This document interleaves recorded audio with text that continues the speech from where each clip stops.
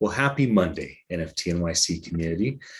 I am excited to share an amazing story in our industry. What's happened with OnChainMonkey and with Metagood and with the community that has created all of this good in the world and have bonded together to be a part of something so much bigger than themselves.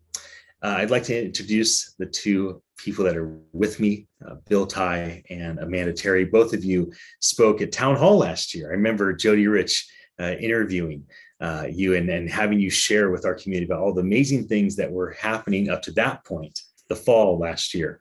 Of course, I'd love to get an update, but can we first just talk about the power of a community to do good?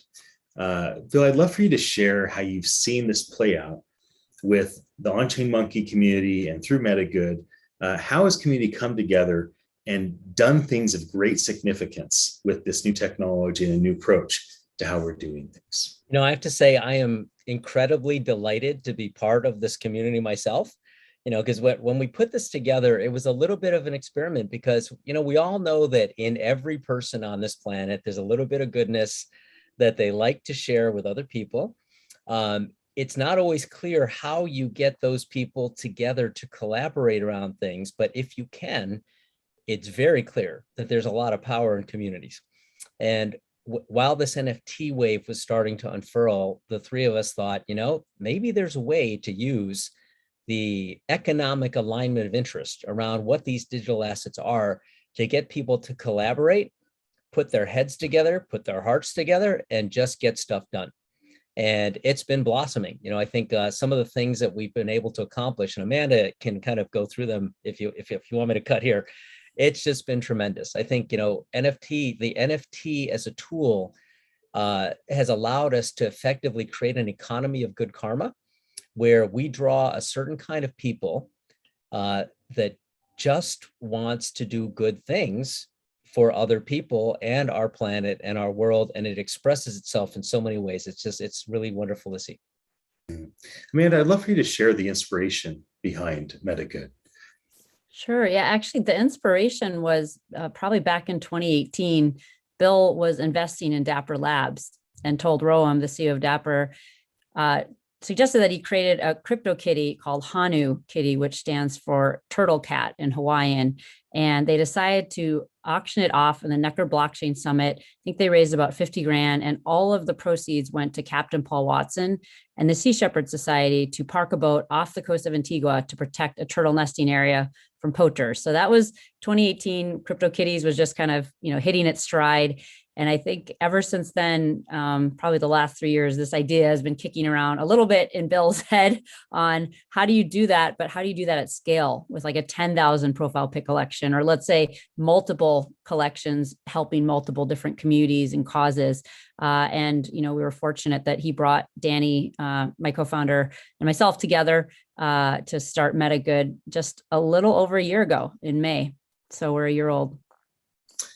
Can you share with us what makes OnChainMonkey so special? Because it receives so much positive praise across the industry, and there's many reasons, but I'd love for you to share at least your perspective of why people have responded so well to all that has been up to this point. I'll start off with a few things, but I think just the phrase on chain actually means something.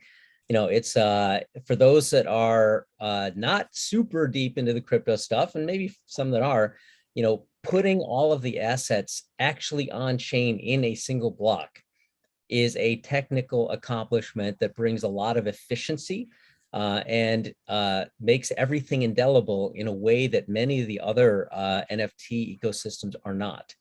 So this product set was developed by creating a math expression, one little math expression with a variable table, a scalable vector graphics file, and with one click, one economic transaction, the entire collection was created. So it's basically generated algorithmically, and it was done basically with one transaction, not 10,000 different Ethereum transactions to create the collection. So from an energy perspective, from an economic perspective, it's just hyper efficient.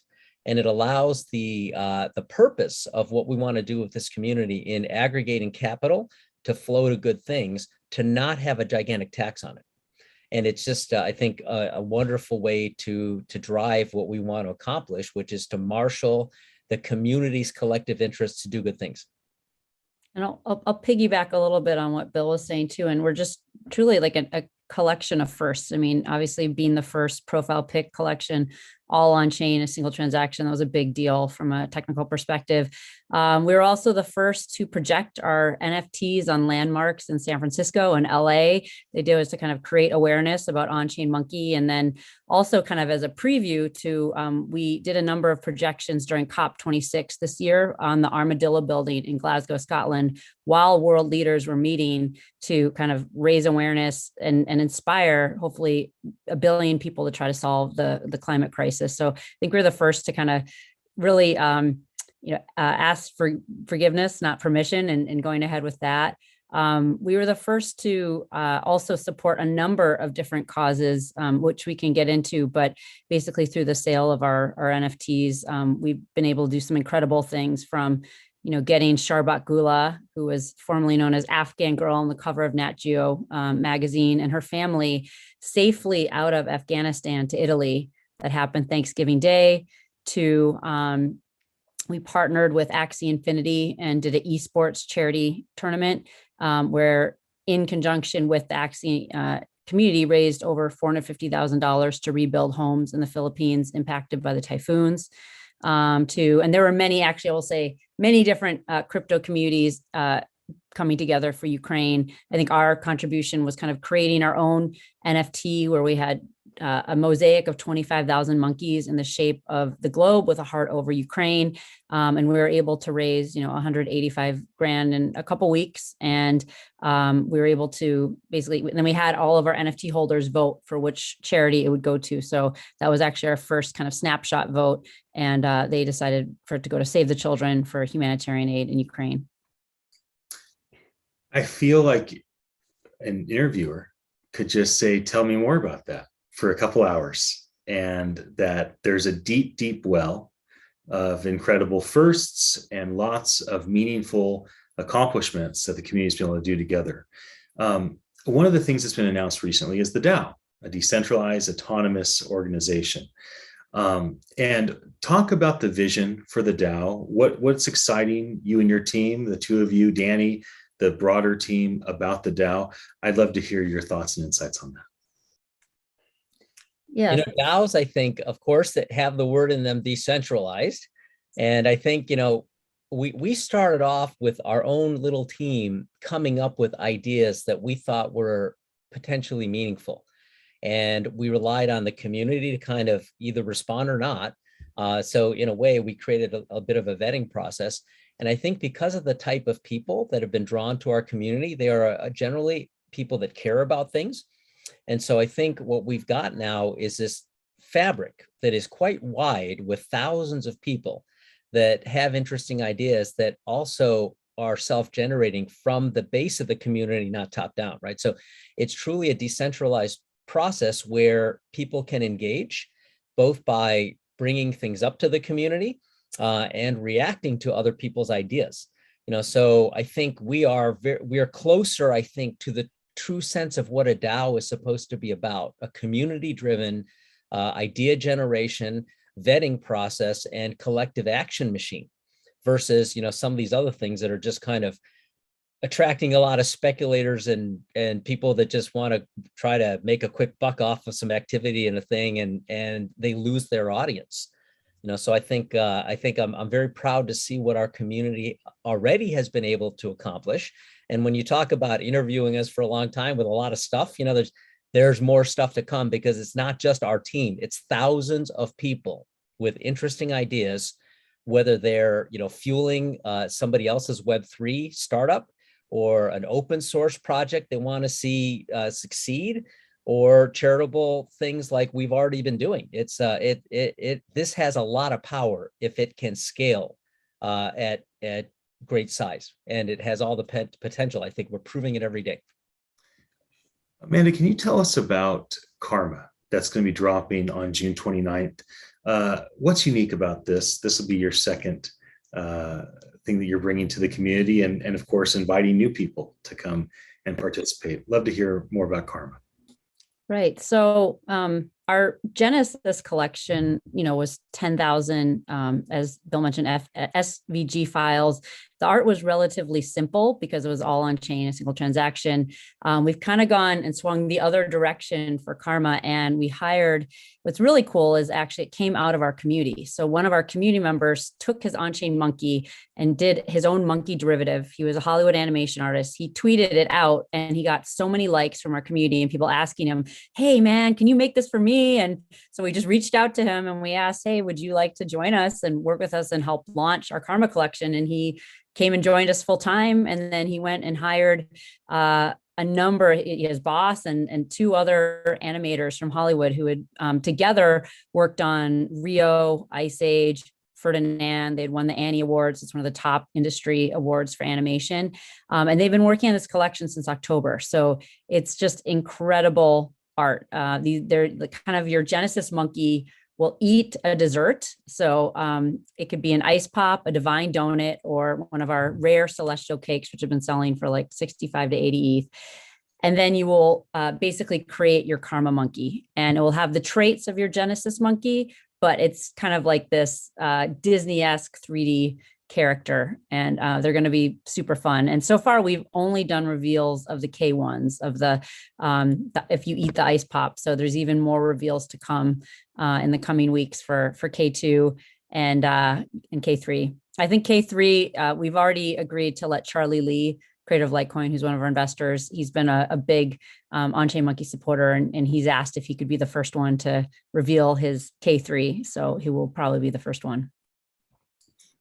Well, that'll certainly be fun for the community. Let's say somebody's finding out about all this for the first time and they go, okay, where do I start? Now, obviously, this is not financial advice, but if they say, hey, I want to participate at the max, like, how do I get involved? I go to the Discord, I go to the website, I go on OpenSea and I get this or that. And so can you just invite people into the community, assuming that maybe they aren't already participating and don't know about it yet?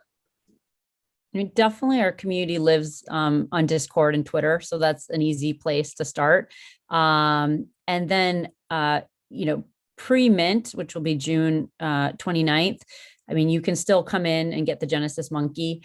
If you get your D1 and D2, you basically have a full set, and then you'll be dropped a VIP mint pass, which will enable you to guaranteed get your Karma monkey. You could also wait till the public mint, but we're expecting that to go pretty well. So you might have to get it on the secondary instead of the original mint, but it's still a good time to come in now with the Genesis and get your desserts. And then you'll have the full set and kind of maximum benefits to join OnChainMonkey.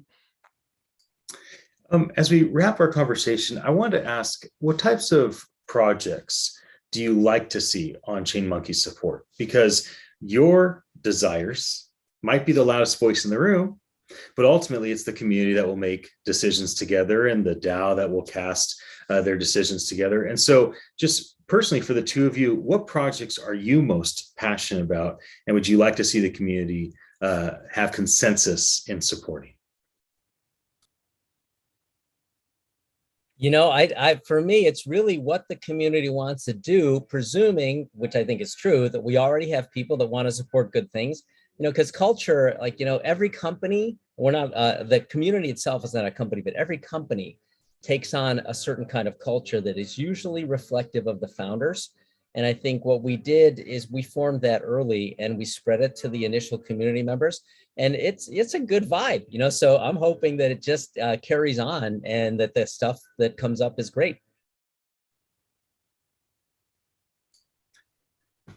Anything you want to share, Amanda? Yeah, I don't want to be prescriptive. I mean, we've actually already started getting a lot of DAO proposals in, and it's been really incredible, from building new NFT collections that they want to collab with OnChainMonkey in some way, to working with OnChainMonkey to launch a new, let's say, like a CPG or a new type of brand as well, and wanting to work in partnership with us, to smaller things to things specific to, I want to do this type of IRL gathering to, today we had a call with a kind of well-known athlete who, maybe we would bring our community together to get some snowboarding tips from him. And so that could be something that could be also funded through the DAO if a community member kind of wants to take that on from an organization standpoint. So I think, it really could be anything. We've also had interest from, corporates that have seen the success of OnChainMonkey, and they're trying to understand. They've been living in Web 2. They want to understand, well, what does it mean to have a token, economy, token participation from a community, and how do I, authentically engage with my customers and people I want to be my customers. And so, we've been telling them mostly like join OnChainMonkey, like, you XYZ corporate, like come join our community, learn about us, and then let's figure out a way. A lot of those partnerships will also run through the DAO as well. Well, it's really nice to see so many projects be inspired by OnChainMonkey and the way that they honor OnChainMonkey in terms of when they launch. I think of Avastars, or I think of cyber brokers, and their consistent and faithful respect for what OnChainMonkey brought. One of the things that we're focused on this year at NFT.NYC is diversity. And so maybe the final thing you could just share, is there any project that's really innovative and diverse that you're seeing out there or finding out about, you think, wow, what a great application of the technology or the way that we're gathering decentralized communities, that you'd like to share with us that maybe you've seen lately? Amanda's probably better at that one. Gosh, I feel like I get invited to a lot of women's panels. So I could probably name all the ones that I've been recently, but I do have a lot of respect for one of our investors, Randy Zuckerberg, has been doing a lot in the space. So hug.xyz, they're doing a lot around education and kind of an accelerator for new Web3 projects. They also launched Meta Angels, which also is kind of having their own accelerator, which I'll be actually speaking on an event they're doing at NFT.NYC. So excited to kind of collab with them. And then I have to mention one of our other investors, Nadia, also known as Pussy Riot, who obviously founded Unicorn DAO. And I've been really impressed with their ability to bring in many diverse sources of funding, and, the amount that she's raised, and that I think, they've contributed quite a bit to female led and also kind of like non-binary artists. And so I have a lot of respect for her and what she's doing with Unicorn DAO. Well, I'm so glad I asked that question before we wrapped up. I think honoring other people, acknowledging what they're doing is super important for any community, certainly for ours. And there's so many great things for us to acknowledge and breathe life into and keep encouraging people. So that's a lot of why we gather people in Times Square. So June 20th through the 23rd, we're all going to be there. I'm looking forward to spending time with the two of you and your community. Thank you for coming and spending some time having this conversation with me today. Thank you, Ian. Pleasure to be here. Thank you for having us. Excited Absolutely. to see you soon. Okay, good.